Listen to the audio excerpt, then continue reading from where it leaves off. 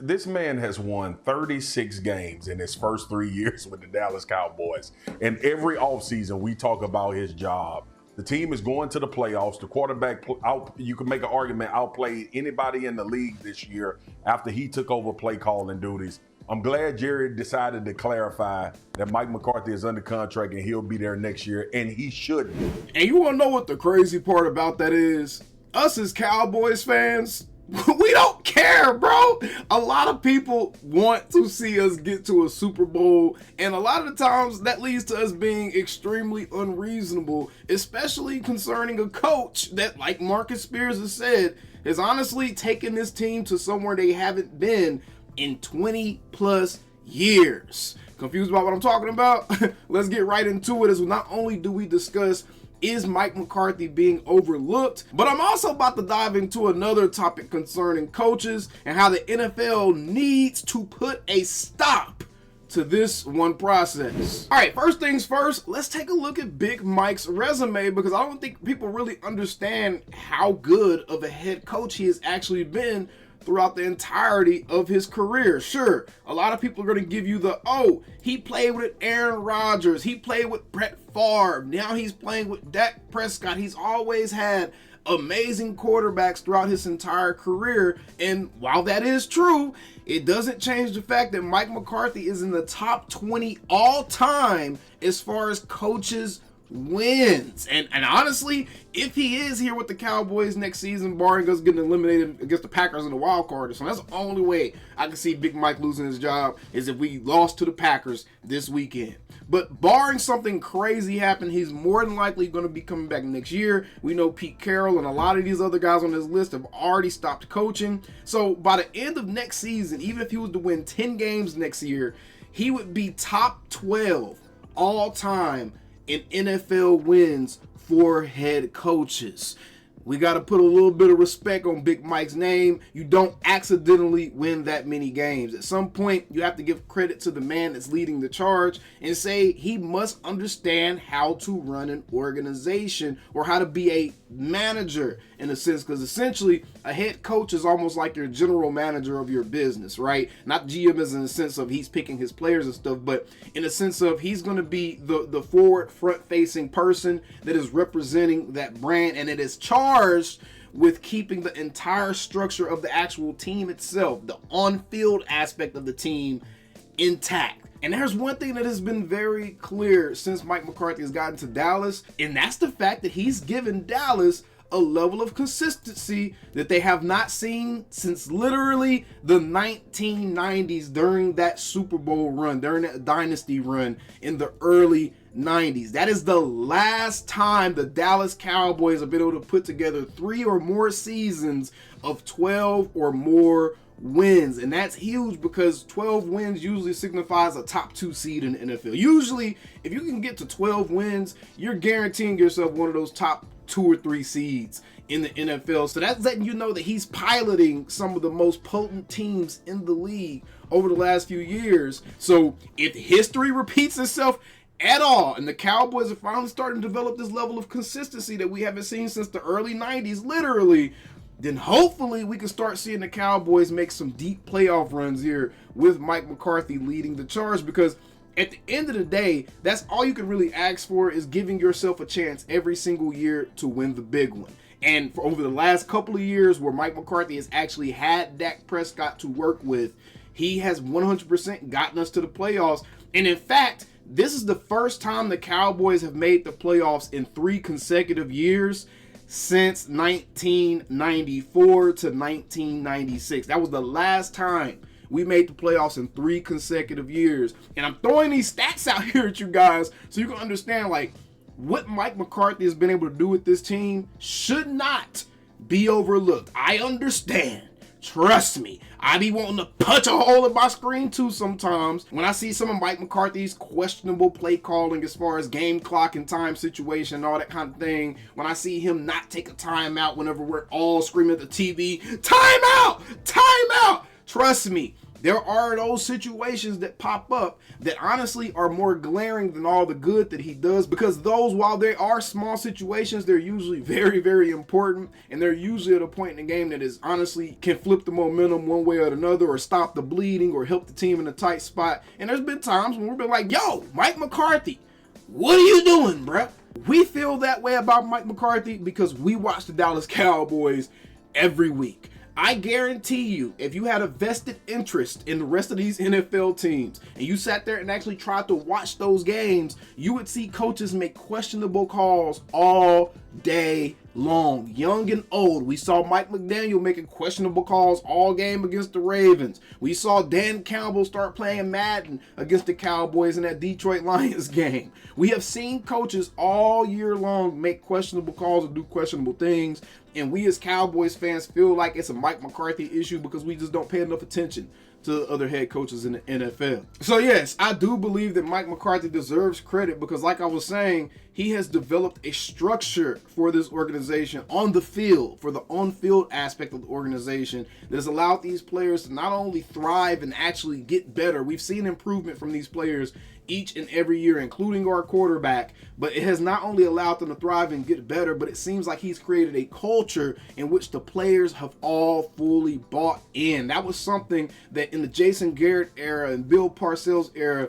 it always seemed like there was some infighting or there was some friction within the locker room where not everybody was sold on the way that the Cowboys were trying to operate. But it seems like all the guys in this locker room, we have not heard a disgruntled player or a disgruntled murmur come from this locker room in years. It feels like I haven't seen the Cowboys say anything that was self-destructive in the sense of it was detrimental to another player on the team or coach or anything else like that. Now we have seen CeeDee Lamb be like, hey man, give me the ball, which is fine because he's a number one elite receiver, so it's okay for him to be like, hey man, I can help us a lot more than what we are. That's not complaining about coaching or anything like that. The last time we really heard somebody complain about coaching was when Kellen Moore was here and Amari Cooper complained about the fact that Kellen Moore kept making this man run dig routes and comebacks. So the fact that he's created this culture that the players have seemingly really bought into, he's added structure to this team to the point to where we now have a level of consistency that we haven't seen since the 90s, and all of the players seem to like him. We see him and Dak Prescott working in concert with each other, and honestly it's just blossoming into a beautiful relationship.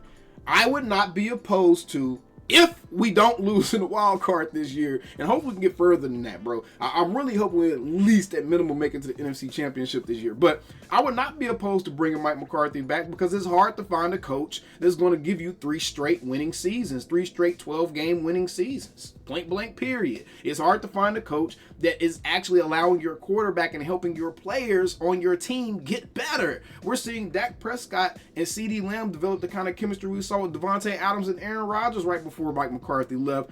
And that's a beautiful thing to be looking at. So Mike McCarthy on every aspect is helping this team. Yes, he has his times when it's like, but let's be real. He's the head coach, so he's 100% going to get the heat for when things go wrong. The same way that people do with Dak Prescott. I think Mike McCarthy has suffered a lot from that as well, as far as the mistakes are magnified much, much, much greater than all the good that he actually does.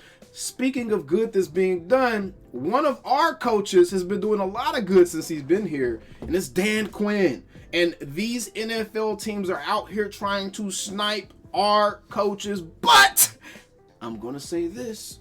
Change isn't always a bad thing. I remember for a couple of years straight, we as Cowboys fans were really trying to hold on to Kellen Moore. We wanted to keep him close to the vest. We felt like it was any moment now where he was going to figure it out and actually become a real play caller, not just a guy calling plays. But we really felt like Kellen Moore could potentially be the next Sean McVay or one of these big brain young head coaches that was like the rave of the league for a little bit, right? We all thought that was going to be Kellen Moore, and now Kellen Moore has left. Dak Prescott has gotten better, and the Chargers offense honestly got a little bit less impressive, right? It was a little bit more predictable. It was a little bit inconsistent. The same things we saw from the Cowboys offense, right?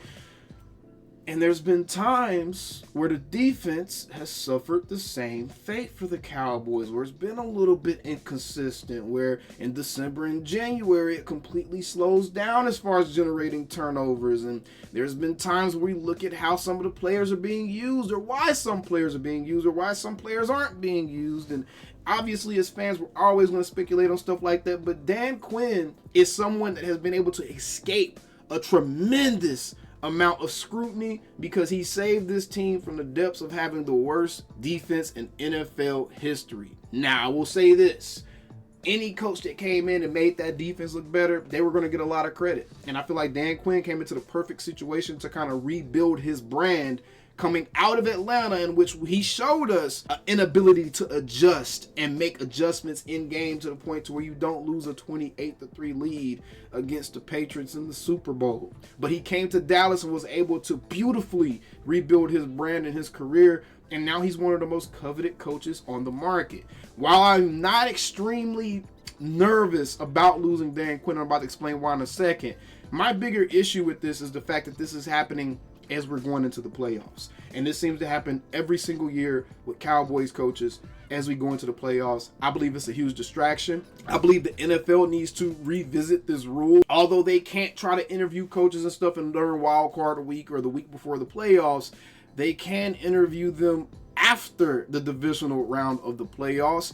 And that is usually when coaches need to be the most locked in. So let's say we actually do make it to the NFC Championship and we got to worry about Dan Quinn getting job interviews from Carolina, from Seattle, which I honestly feel like it's a big chance we may see Dan Quinn take that head coaching spot in Seattle, because that's where he got his roots from. That's really where he made his bacon, leading that Legion of Boom defense. And it's very possible we could see him go back to Seattle. I would not be surprised at all. But my issue with this is, why are teams allowed to distract teams that are still playing in this type of fashion? It almost feels like a war of espionage where these teams are trying to sabotage the Dallas Cowboys, as they do every year, because we saw the same thing happen with Kellen Moore last year and Dan Quinn, and Kellen Moore came out with a game plan against the San Francisco 49ers that was not what we all expected. We all were thinking that they were holding plays back and they were going to come out with this amazing game plan, and Kellen Moore came out with the most vanilla game plan, and I don't care what nobody says. It was because that man was preparing for job interviews. He was not able to put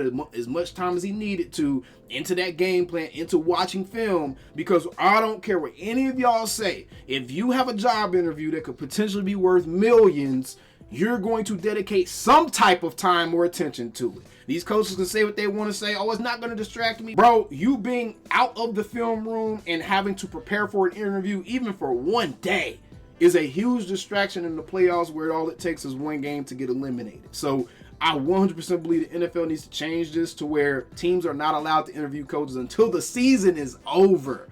That doesn't make sense anyways, for dudes to be agreeing on going to other teams and they still on someone else's roster. The NFL needs to change that rule. I 100% think it's a distraction. It doesn't help anyone. It doesn't make the product that we're looking at in the playoffs better. So honestly, it hurts their pocket in that sense, because people aren't 100% locked in, because people looking for jobs and still trying to game plan. I just hate that process. I really wish the NFL would 100% change that, because I absolutely hate that process.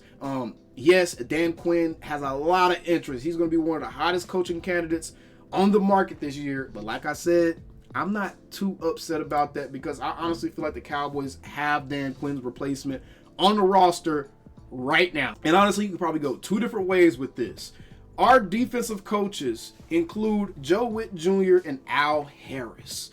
I firmly believe if Dan Quinn were to leave and leave that defensive coordinator position, Joe Witt Jr. needs to be the next person that steps into that spot. Joe Witt Jr. is the secondary and defensive passing game coordinator, which means he's one of the guys that's responsible for teaching these guys up to the point to where we have a secondary that creates the amount of turnovers that they create. And for the most part, we have a pretty damn good secondary. Yes, sometimes teams are able to get down the field. They'll hit us on a deep ball here and there. Who doesn't? But for the most part, if Dan Quinn were to leave, I would not mind at all if we see Joe Witt Jr. slide into that defensive coordinator spot, promote Al Harris into the position that Joe Witt Jr. was just in. Or if Joe Witt Jr. leaves with Dan Quinn, like Dan Quinn leaves and then bring Joe Witt Jr. with him to be his defensive coordinator in Seattle, promote Al Harris. So I don't see Dan Quinn leaving. Even if we don't win the Super Bowl this year, especially if we don't win the Super Bowl this year, I don't see Dan Quinn leaving as like this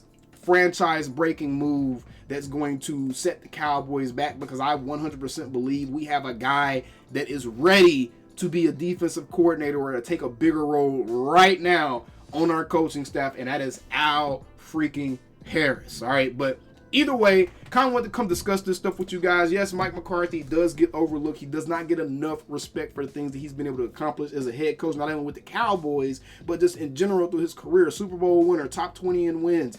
All this stuff, Mike McCarthy honestly has a lot more accolades and he's not appreciated enough.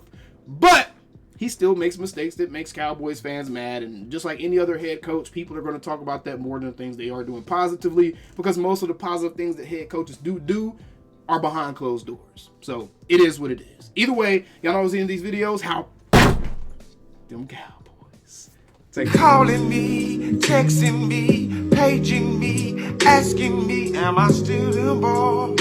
Y'all usually check on me. Listen. I'm still them boys. Hey! Woo! Shut up, my boy. Hey! I'm still them boys.